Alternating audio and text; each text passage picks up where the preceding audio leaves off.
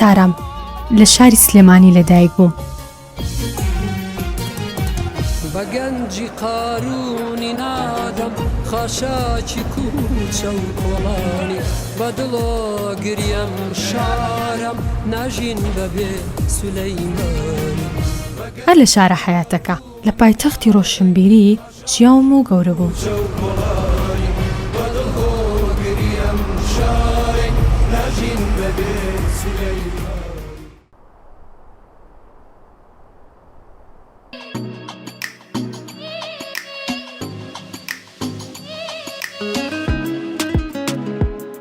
ژیانم وا بوو کە شوێن حەز و ئارەزوو و خۆشیەکانی ژیانم کەوتبوو.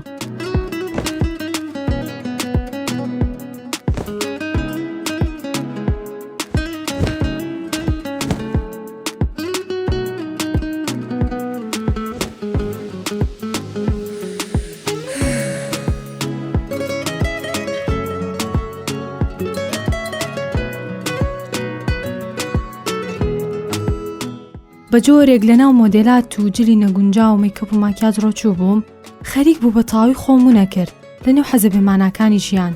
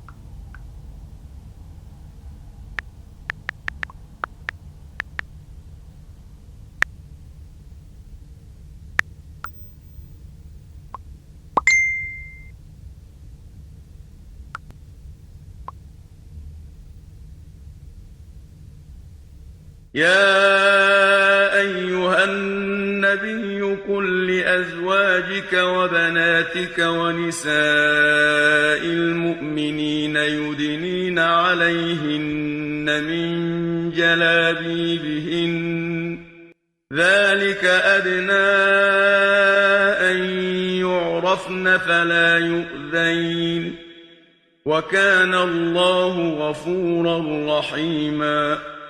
ئەی پێغەمبەر بە هاوسەران و کچەکان و ئافرەتانی ئیماندار بڵێ کە بە پۆشاچی باڵا پۆش خۆیان داپۆشن ئەوە لەبارترین شتێک کە پێی بناسرێن تا ئازار نەدرێن و تووشی گیر و گرفت نەبن. هەمیشە بەردەوام خوددا لێ خۆش بوو میهرەبانە.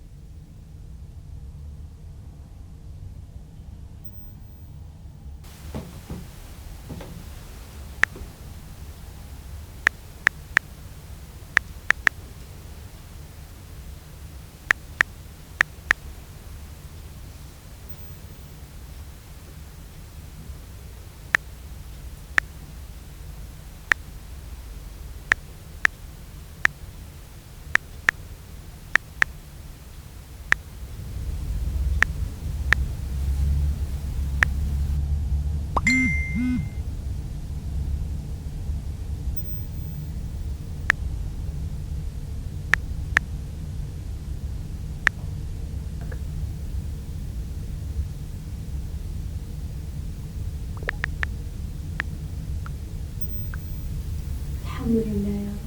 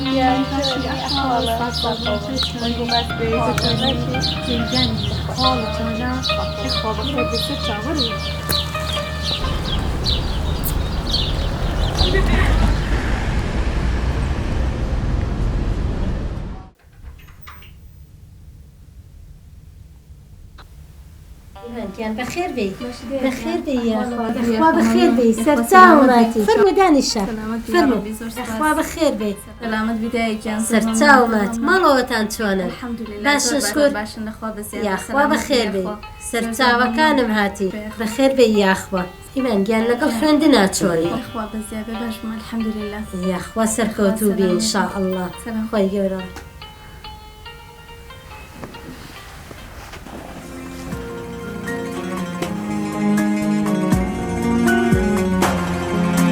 باڵێ خوشکم حیجابەکەت پاکێتیە و باڕوخ ساری تۆوە دیارە سەرپۆشەکە تاجی سەرچاو تۆ سار بەرزی لەم هاوارە باڵێ خوشکم حیجابەکەت پاکێتیە و باڕوخ ساری تۆوە دیارە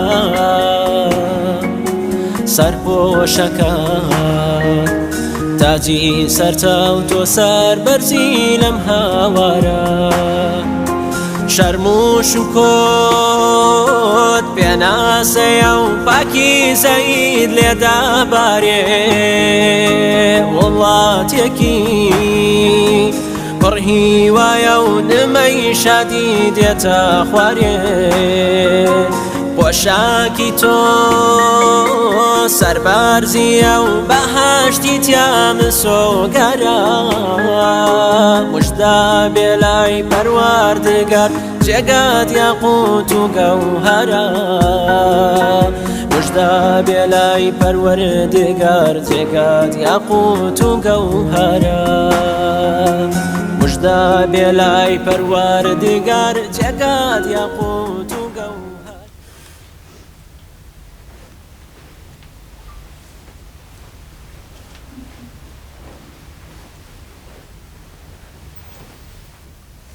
یخوا ماشاءالله لێوێ تارێکیان ئەڵێ گوڵیت ماشاءالله لێوێ یا ڕەبی زۆر زۆر جوان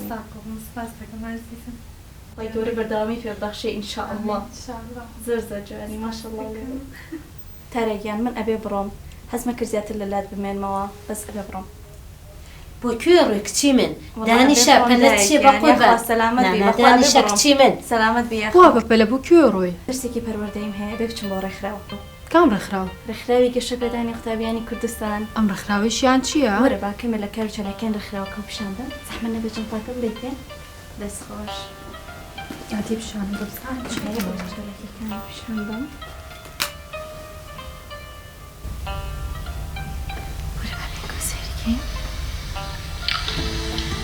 ڕێکخراوی گەشەپێدانی قوتابیانی کوردستان بە بۆنەی هاتنەوەی مانگی ڕەمەزانی پیرۆز پرۆژەی بەهاری دڵان ڕادەگەیەنێ.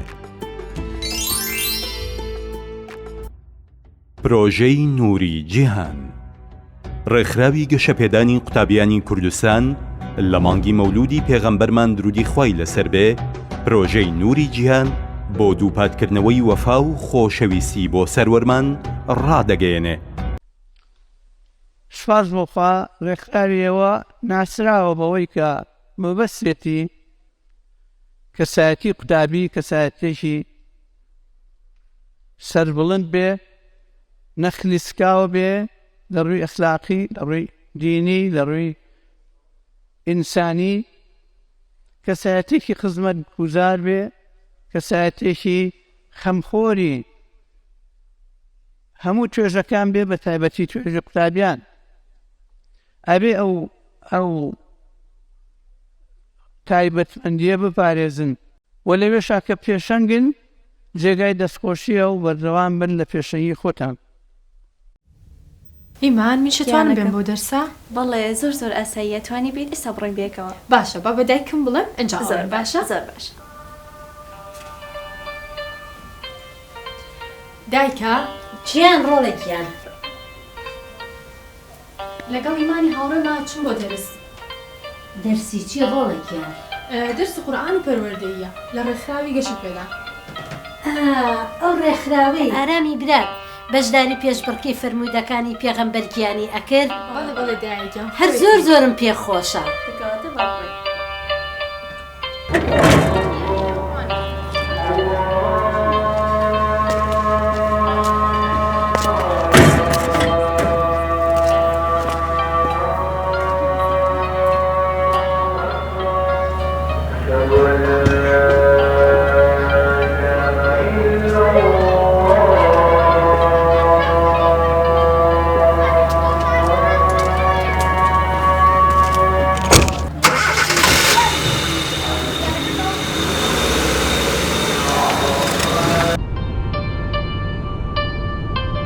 ئای خوایکیان لەو ڕۆژەی کە تەواوی ژیانمت گۆڕی کاتێکە لە ڕێگادا بووم بەرەوە و ئەو ڕێکخراوەی ئیمانی هاوڕێم باسیە کرد ئەموت ئێستا ئابێت ئەو ڕێکخراوە چ کەسانێکی لێبێ چۆن بڕوان نەمن کە تازە سەرپۆش و حیجابم پۆشیوە.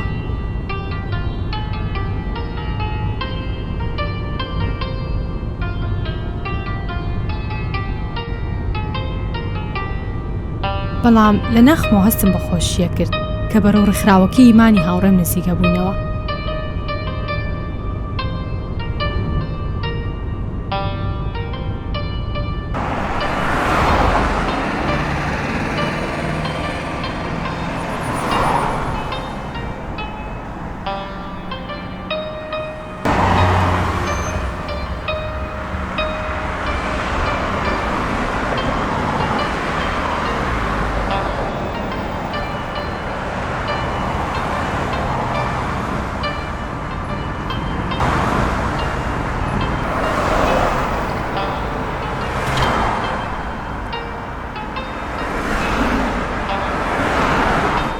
بەگەیشتنمان هەستم بە خۆشی زیاترە کرد.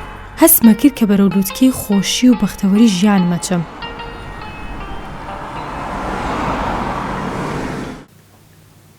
الله أكبر.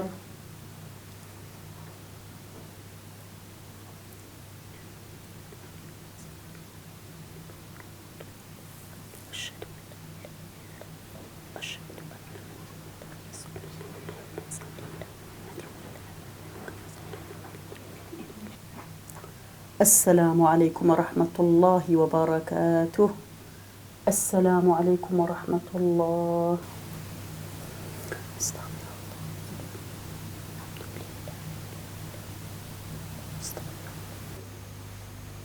السلام عليكم. عليكم السلام. ماشي ما مصيّر. خير أحوالك باشي عزيزي من بخيراتي سرچاو من باستان. بني أخوان بخير بعزيزم بخير بسرچاو بخير بعزيزم باشي يا أخوة بخير بي خوش حال خير أيام عزيزي من بخيراتي سرچاو يا ربي بخير بخير بين بفرمون بخير بين سرچاو بخير بين يا أخوة سرچاو.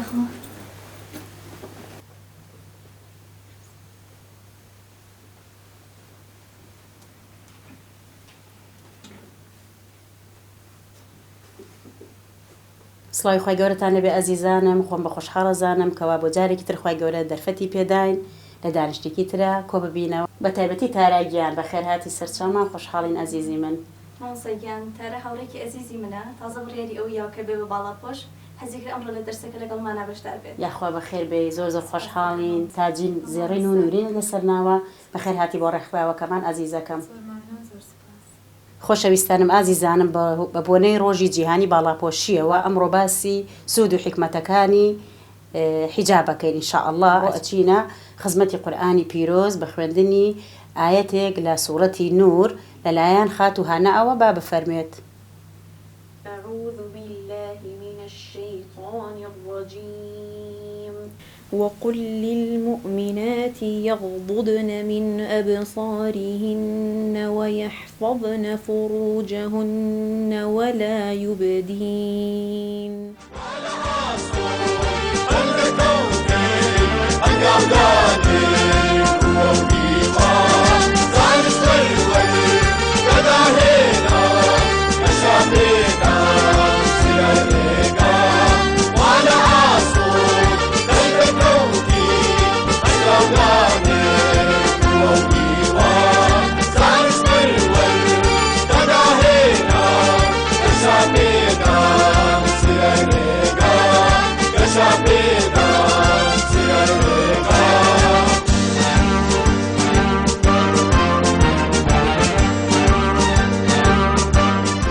سینە بفەرمون ئێوە ئیسراحەتی خۆتان وەرگرن.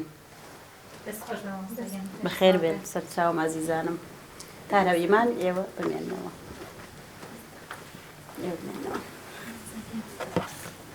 تارەگیان ئەمە فۆرمی فستیڤاڵی تاجی زێڕینە بۆ باڵاپۆشان کە ڕێکخراوەکەمان ئەنجامیدا جا بە ڕێزیشتان ئەتوانن بەشدار بن. بە دڵنیاییەوە خۆشحاڵە بن. خۆشحاڵترینە باش بفەرمون.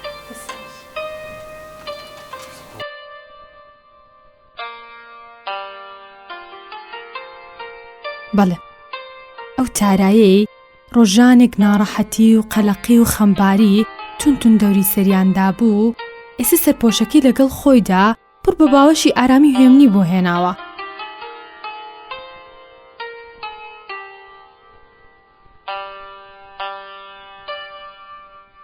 باڵای هەر وەکو گۆژەی سلێمانی چۆن لە زستان و کڕەوەیە بە فردایە پۆشێ و لە بەردڵان شیرینتر و لە چاوان شۆختر دەرەکەوێ بە هەمان شێوە خۆیانواند. وایستاش فۆرمی بەشداربوونم لە فستیڤاڵی تاجی زێڕین پڕەکەمەوە و جاڕی باڵاپۆشبوون و شانازیکردنەمەدەم. دڵخۆشی زۆرم خەریکە باڵم پێگرێت. نازانم بە چ قسەیەک چ پێکەنینێک چ گریانێک تێتان بگێنم کە من ڕزگار بووم. ئێستا و داهاتووم لەگەڵ ڕێکخراوێکی وەها جوان و پڕ لە بەها و پەروەردەی دروست منیان کردو بە چ مرۆڤێکی شادومان.